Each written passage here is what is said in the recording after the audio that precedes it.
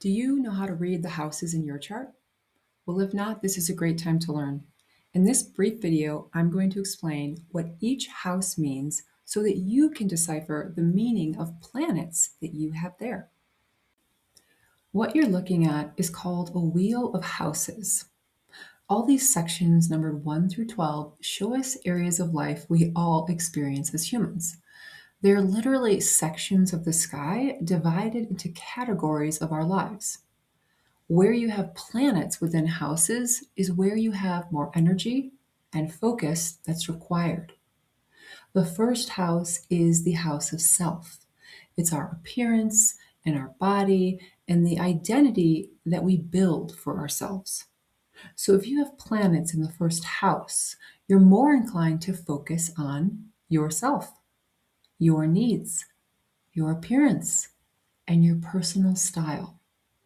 You may have a more influential personality, depending on the planets that are here. But you have permission to put a little more time and energy into yourself in this life and not feel guilty about it. The second house deals with our personal finances and how worthy and competent we feel to bring in resources.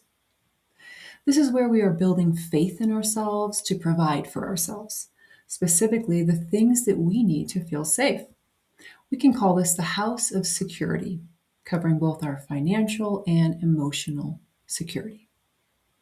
The third house is where we develop our minds. It shows us how we think and perceive information and what our early environments were like. Because our early environments often include our siblings and neighbors, they are also grouped here. The third house involves all styles of communication. So, reading, writing, listening, teaching, and sharing information across all platforms are relevant here in the mental functions. The fourth house is a very psychological house. It shows us our deepest feelings and the way we have been taught to feel about ourselves. It deals with our family, our upbringing, our conditioned beliefs, and our ancestral roots. Having planets here places an important emphasis on your emotional well being and your feelings of safety and security in your home and family environment. Now, before I move on to the fifth house, I want to make the point that each house evolves onto the next, just like we evolve through life. So first we're born and we have to take care of our needs, and then we develop our communication style to get our needs met. And then we can focus on understanding our emotions and how they play a role in communicating to us as well. As we go on to the fifth house, you'll see how we project our inner energies more outward into the world.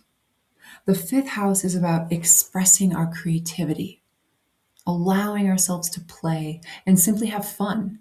It's also where we see musical, artistic, and literary talent show up.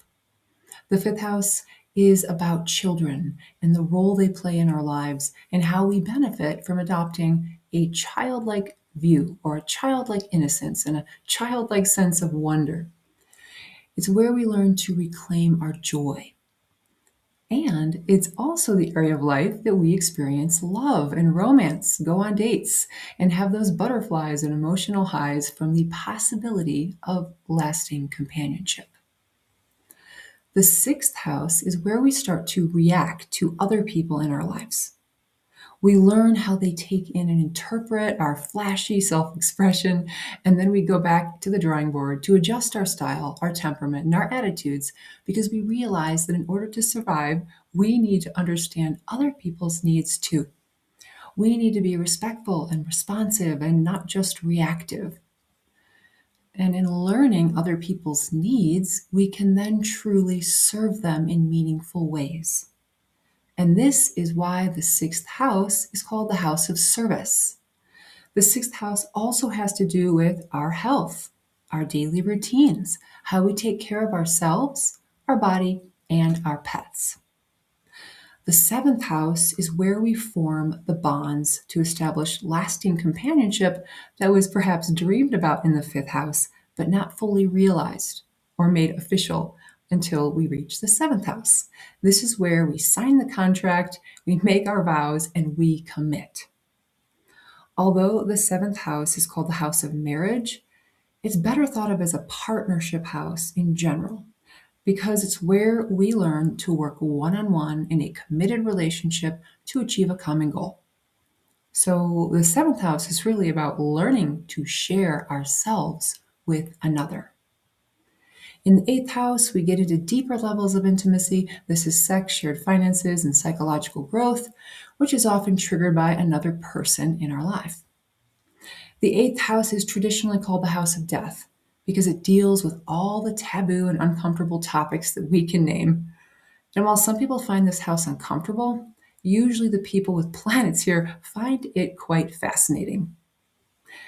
After navigating the relational houses in the chart, we come to the ninth house and face a bigger relationship than all of them.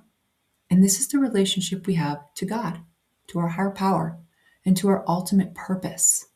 This house represents our quest for knowledge, an understanding, and the desire to see the bigger picture.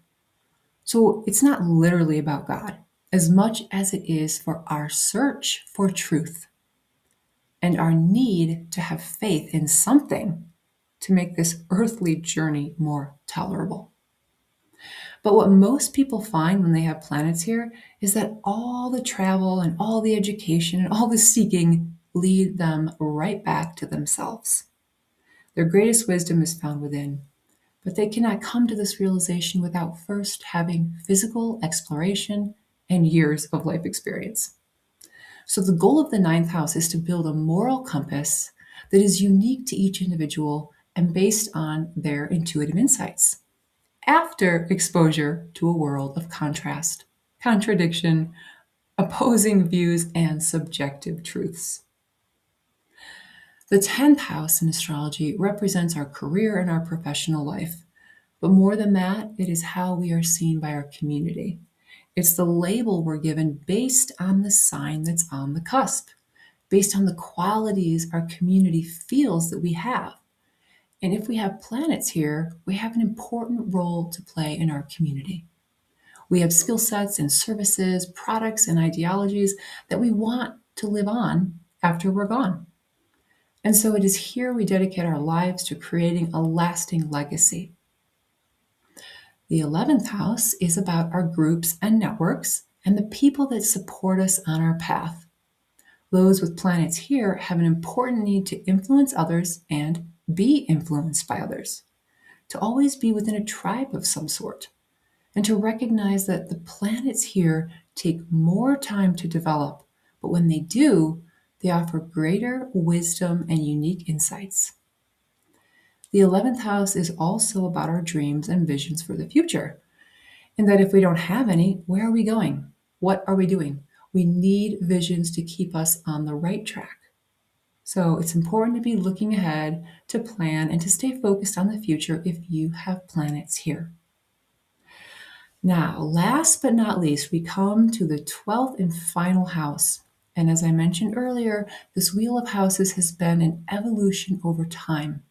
The first house was like our birth and the beginning of our new identity. Then each succeeding house built off that until we reached the end of the circle. And although the 12th house is not about death, it is about connecting back to our source. It's about recognizing that there is something greater than your personal mission. There is something that you have been looking forward to all this time. And whether you know it or not, it is your true liberation from all materialism, all bodily concerns, all fears and worldly obligations. You can now let them all go. When you enter the 12th house, it's a time for you to take a giant deep breath and close your eyes as you exhale out. And this is that space that is held for you at the end of the day or the beginning of your morning when there is just you and spirit, when nothing else matters but your remembrance of who you really are and where you really came from. So if you have planets in the 12th house, how much time do you invest in your spiritual life? and getting to know yourself as a soul. Meditation is a great medicine for those with planets in the 12th house because the more that you can disconnect from what doesn't matter, the clearer what does matter will become. Astrology is a beautiful way to put your life in a new perspective and to see it through these neat little categories called houses that help you focus your energy and align your intentions with where your own planets are. I hope that these explanations have been helpful for you and that you now have more tools in your toolkit when you look at your chart and study yourself through the houses.